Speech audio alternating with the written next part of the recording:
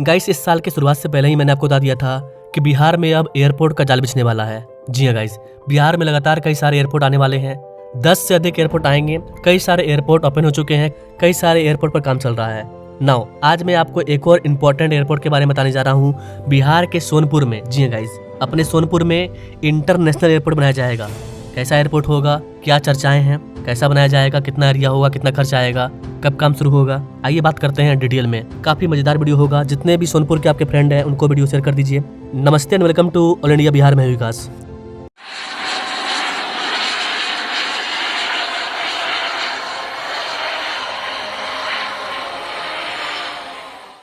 तो बिहार वालों की बल्ले बल्ले है कि उनको एक और न्यू इंटरनेशनल एयरपोर्ट मिलने वाला है। कुछ लोग बोलेंगे भाई हम गरीब आदमी हैं, एयरपोर्ट में सफर नहीं करते हैं, हमें क्या फायदा होगा। यही चीज तो है गाइस जो कि आप समझ नहीं पाते हैं। कोई भी डेवलपमेंट प्रोजेक्ट अगर आपके इलाके में आता है तो आपके लोगों को रोजगार मिलेगा, आपका एरिया ऊपर जाएगा। और ये जो एयरपोर्ट है इससे सोनपुर का किस्मत बदलेगा। इंटरनेशनल एयरपोर्ट बन रहा है। इसको बनाने का मकसद क्या है कि यहाँ से आप इंटरनेशनल यात्रा कर पाएंगे और इंटरनेशनल विदेशों से भी लोग यहाँ पर आ पाएंगे। तो जब विदेश से लोगों को यहाँ पर लाने की प्लानिंग चल रही है तो जाहिर सी बात है कि यहाँ कुछ खास होने वाला है।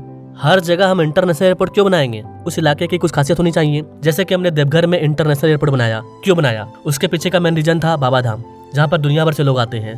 तो सोनपुर में ऐसी क्या खासियत है, आइए विस्तार से आपको बताते हैं। तो दोस्तों अब आप डायरेक्ट बिहार से अमेरिका, ऑस्ट्रेलिया, दुबई कहीं भी जा सकते हैं, क्योंकि बिहार के सोनपुर में एक नया इंटरनेशनल एयरपोर्ट बनेगा। ये एयरपोर्ट सिर्फ एयरपोर्ट नहीं होगा, ये पूरे पूर्वी भारत का एक एविएशन हब होगा। जी हाँ गाइस, ऐसा नहीं है कि इसे सिर्फ बिहार के लिए बनाया जा रहा है, नहीं। बिहार में अंतर्राष्ट्रीय हवाई सुविधा को नीतीश कुमार की गवर्नमेंट ने इसे मंजूरी दिया है। राज्य सरकार ने पटना के नजदीकी सोनपुर इलाके में एक नए ग्रीनफील्ड अंतर्राष्ट्रीय एयरपोर्ट को बनाने की प्रक्रिया को आगे बढ़ा दी है। जी हाँ गाइस, इसे अगले कुछ वर्षों में डेवलप करके 4 साल के अंदर तैयार किया जाएगा। इसके तैयार हो जाने के बाद बिहार से सीधे आप अमेरिका, ऑस्ट्रेलिया और यूरोपियन कंट्री में जा पाएंगे और वहाँ के लोग भी यहाँ पर आ पाएंगे। रिपोर्ट के अकॉर्डिंग केंद्र सरकार ने इसे पूर्वी भारत का सबसे बड़ा एविएशन हब बनाने का टारगेट भी रखा है।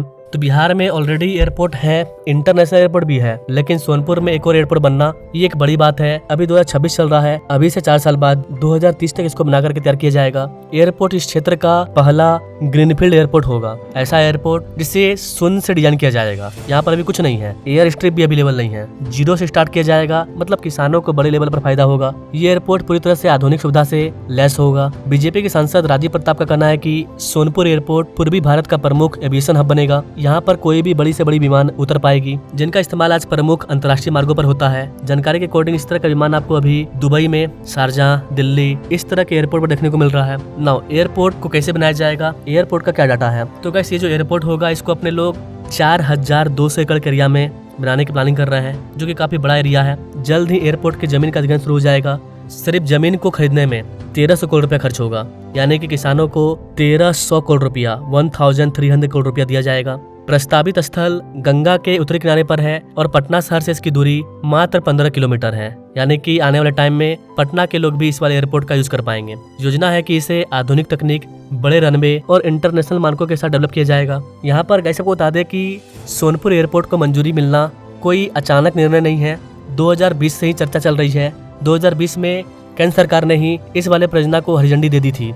जी हाँ गाइस, राज्य सरकार के द्वारा भले मंजूर नहीं मिला हो, लेकिन सेंट्रल गवर्नमेंट ने, बिहार में गवर्नमेंट उस टाइम अलग थी, सेंटर में अलग थी, लेकिन सेंट्रल गवर्नमेंट के द्वारा 2020 में इसको मंजूरी मिला था। पहले भारतीय विमानपत्तन प्राधिकरण अर्थात एयरपोर्ट अथॉरिटी ऑफ इंडिया, इन्होंने यहाँ पर प्री फिजिबिलिटी इस तरह के सर्वेक्षण में ये इलाका पास हो चुका है, तब जाकर के इसको मंजूरी मिली है। यहाँ तक कि गाइस यहाँ पर ऑब्स्टेकल लिमिटेशन सर्वे भी पूरा हो चुका है। कहीं पर भी अगर आपको एयरपोर्ट बनाना है तो इस तरह के सर्वेक्षण आपको 4 साल 5 साल पहले से ही करना पड़ता है। तो सोनपुर में एयरपोर्ट को बनाने का काम आज से 7 से 8 साल पहले ही शुरू हुआ है। लगातार कई तरह के सर्वेक्षण के बाद फाइनली इसको सेंट्रल गवर्नमेंट ने मंजूरी दिया 2020 में, लेकिन उसके बाद भी स्टेट गवर्नमेंट से मंजूरी नहीं मिल पाई थी। अब चूंकि सेंटर और स्टेट दोनों जगह एक ही गवर्नमेंट है, तो स्टेट गवर्नमेंट ने भी इसको मंजूरी दे दिया और अब जाकर के इस पर काम शुरू होगा। एयरपोर्ट कैसा होगा, तो गाइस इस नए एयरपोर्ट को अपने लोग इस तरह से डिजाइन करने की प्लानिंग कर रहे हैं कि यहाँ पर कोड ई श्रेणी के बड़े विमान भी उतर सकते हैं। कोड ई श्रेणी के अंतर्गत कई सारे बड़े बड़े विमान शामिल हैं। वर्तमान में पटना एयरपोर्ट का जो रनवे है वो काफी सीमित है। यहाँ पर हम लोग बहुत ही बड़े विमान को लैंडिंग नहीं करवा सकते हैं। अगर आपको बड़े से बड़े विमान को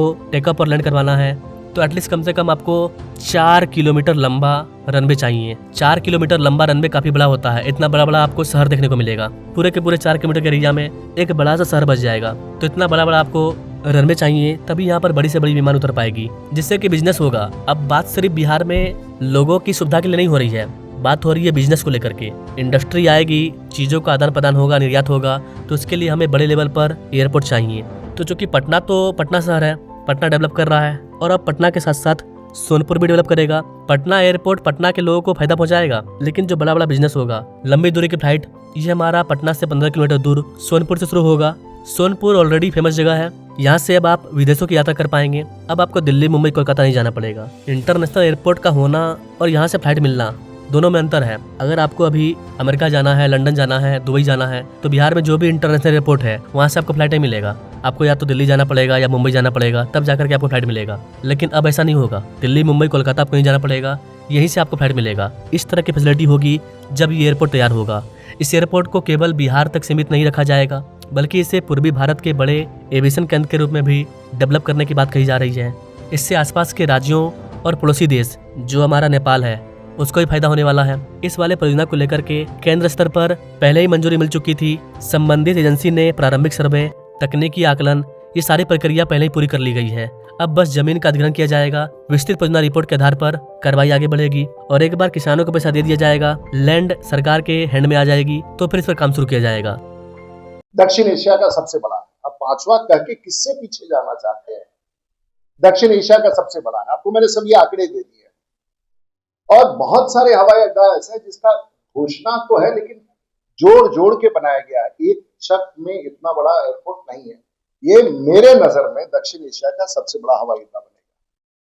एयरपोर्ट पूरी तरह से नया होगा, मतलब फुल्ली ग्रीनफील्ड होगा, खुद का यहाँ डिजाइन होगा, सारा चीज यूनिक होगा, शून्य से शुरू किया जाएगा। इसमें आपको आधुनिक टर्मिनल बिल्डिंग, लंबा सा रनवे, कार्गो फैसिलिटी, फ्यूचर की जरूरतों को ध्यान में रख करके ढांचा को तैयार किया जाएगा, ताकि फ्यूचर में ऐसा फील ना हो कि ये एयरपोर्ट भी छोटा पड़ गया, एटलीस्ट कम से कम आने वाले 50 साल के लिए। तो एयरपोर्ट के बनने से पर्यटन को बढ़ावा मिलेगा, व्यापार में वृद्धि होगी, इन्वेस्टमेंट आएगा। सबसे बड़ी बात, अगर इस तरह का बड़े लेवल का एयरपोर्ट अवेलेबल होगा तो विदेशी इन्वेस्टमेंट भी आएगा। अभी बिहार में FDI नहीं आ रहा है, तो FDI लाने के लिए बिहार को तैयार होना पड़ेगा और बिहार तैयार हो रहा है। रोजगार सृजन होगा। एयरपोर्ट के बनने से आसपास के इलाके में इंडस्ट्री भी स्टेब्लिश होगी। इसके अलावा राज्य के यात्रियों को लंबी दूरी के लिए अलग अलग राज्यों पर भी डिपेंड नहीं करना पड़ेगा। बिहार की जनसंख्या काफी ज्यादा है, आज के टाइम में बिहार के लोग भी फ्लाइट में सफर कर रहे हैं, तो बिहार में जितना ज्यादा हम लोग एयरपोर्ट बना पाएंगे उतना ज्यादा बिहार के लिए अच्छी बात है। अगर सभी प्रक्रियाएं टाइम पर पूरा हो जाती है तो आने वाले वर्षों में सोनपुर एयरपोर्ट बिहार की पहचान को बदल देगा।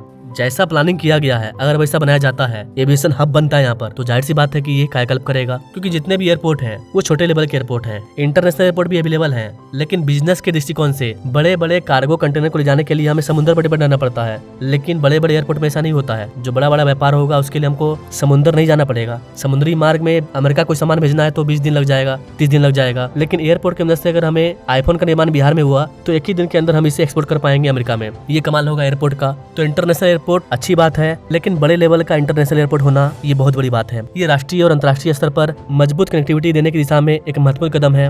ना यहाँ पर गाइस आपको बताना चाहेंगे कि वर्ल्ड क्लास एयरपोर्ट बनाया जाएगा। उत्तर बिहार और पटना क्षेत्र को वैश्विक कनेक्टिविटी मिल जाएगी। एयरपोर्ट के आने की वजह से लोग रोजगार कैसे मिलेगा? तो एयरपोर्ट के आने की वजह से यहाँ पर अलग अलग एरोसिटी बनेगा, कार्गो हब बनेगा, logistics, hotel, restaurant, transport sector, हजारों लोगों को रोजगार मिलना है यहाँ पर। बिहार में जो डेवलपमेंट प्रोजेक्ट आ रहा है उस पर मैं लगातार वीडियो ला रहा हूँ, और भी कई सारे डेवलपमेंट प्रोजेक्ट हैं। बिहार के कौन कौन से जिले में क्या हो रहा है इस पर भी यह वीडियो आना शुरू होगी। हर जिले के टॉप 10 परियोजना पर बात करेंगे। बिहार में जितने भी जिले हैं, जैसे कि सिवान है, पूर्णिया है, भागलपुर है, उन सभी जिलों के टॉप 10 परियोजना के बारे में बात करेंगे। तो बिहार के कौन से जिले से आप हमारे वीडियो को देख रहे हैं, कमेंट करके जरूर बताइए। बिहार के जिस भी जिले के टॉप 10 परियोजनाओं के बारे में आपको जानना है, कमेंट कीजिए। चैनल पर नए हैं तो बेल आइकन को दबा लीजिए, ताकि कोई भी अपडेट हो उसका नोटिफिकेशन आपको तुरंत मिल जाए। बाकी मिलते हैं अपने लोग नेक्स्ट वीडियो में, तब तक के लिए जय हिंद।